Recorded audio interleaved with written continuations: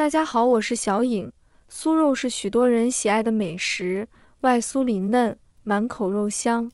不过，很多朋友在制作时常常搞不清楚到底是用面粉还是淀粉，导致自己炸出来的酥肉要么偏硬，要么不够酥脆。今天我就来分享一些炸酥肉的小技巧，做法简单，保证你能享受到难忘的美味。只要掌握这些技巧，你炸出的酥肉绝对让人回味无穷，不会再软塌塌的。首先，我们先准备一块梅花肉，先把皮切掉，不要留着做其他的菜吃。把它切成小块，切出来的肉就是长条形的，这样等下炸出来比较好看。它的肉质鲜嫩，纹理分明，而受到广泛喜爱。用梅花肉制作成酥肉，不仅能够保留其独特的风味，更能让每一口都充满酥脆的口感，人垂涎欲滴。我们也可以用五花肉来制作酥肉，或者选择鸡胸肉。选择肉类时，可以根据自己的喜好自由选择即可。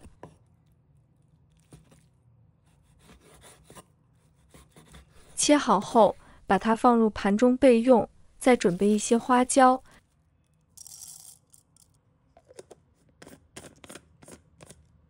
将其放入料理机中打成粉。现磨的花椒粉香气特别浓郁，也可以先将花椒干炒或低温烘焙，香气会更加诱人。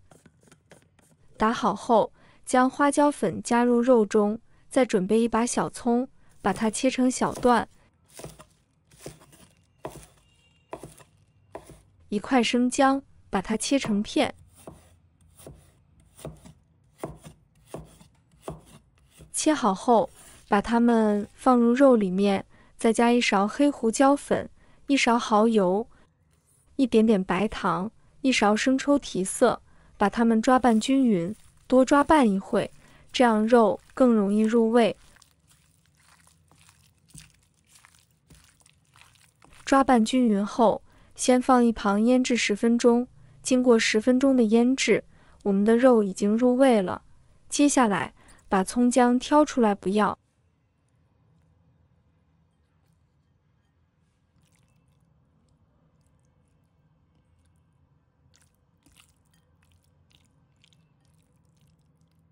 然后打入一个鸡蛋，先将其抓拌均匀。加鸡蛋的目的是为了让做出来的酥肉更加酥脆，而且即使放凉了也不会回软。这一步是炸酥肉中非常关键的一步。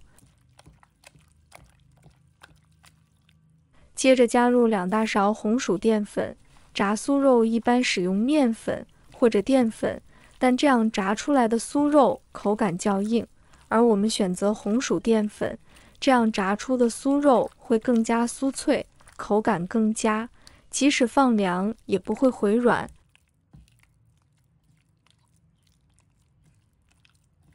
在拌匀后，还有点粉粒残留，此时面糊会显得非常粘稠。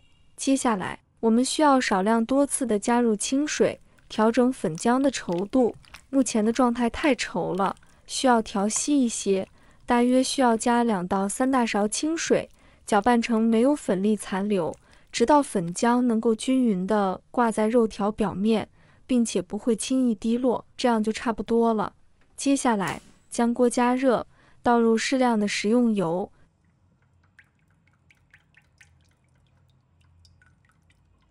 待油烧热，当油温达到4成热时，用筷子插入油中，周围会出现小泡泡，这说明油温合适。这时将火调至中火，把肉条一条条放入锅中，以免它们粘在一起。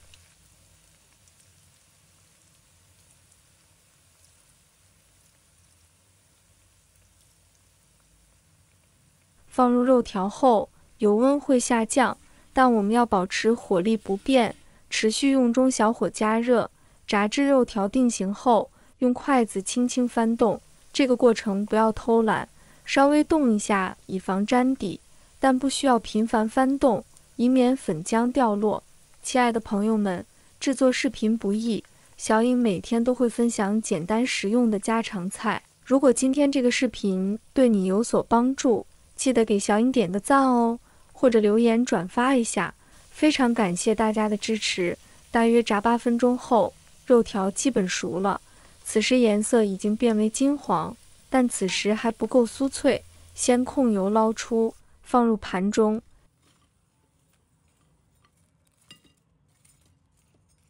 接着将油温升高，再把酥肉放入锅中，进行复炸1分钟，一定要勤加翻动，以防炸糊。复炸可以让外表更加酥脆，并且更不油腻。记住，油炸食物一定要进行2次强酥，炸至金黄的状态就可以了。迅速捞起小酥肉，沥干多余的油，装入盘中。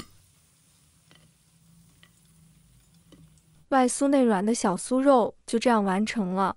金黄酥脆的外皮包裹着鲜嫩多汁的肉质，散发出诱人的香气，令人垂涎欲滴。无论是作为下酒小菜，还是与家人共享的美味佳肴，这道小酥肉都能瞬间提升用餐的乐趣。我们可以一次性多做一些小酥肉，然后放入冰箱冷冻保存，想吃的时候就方便很多。取出后稍微加热就可以享用了。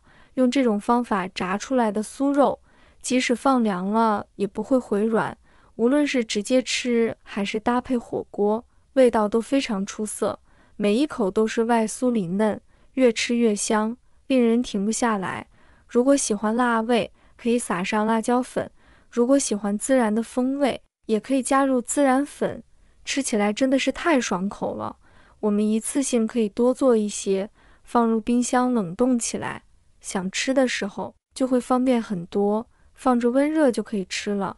用这个方法炸出来的酥肉，就算放凉了也不会回软，不管是直接吃还是吃火锅，都非常的好吃。吃起来外酥里嫩，越吃越香，好吃到停不下来。喜欢吃辣的可以撒上辣椒粉，喜欢孜然粉的也可以放孜然粉哦，吃起来真的是太爽口了。炸酥肉是一道美味的菜肴，但如果不及时保存，可能会影响口感。这样保存能帮助炸酥肉的美味。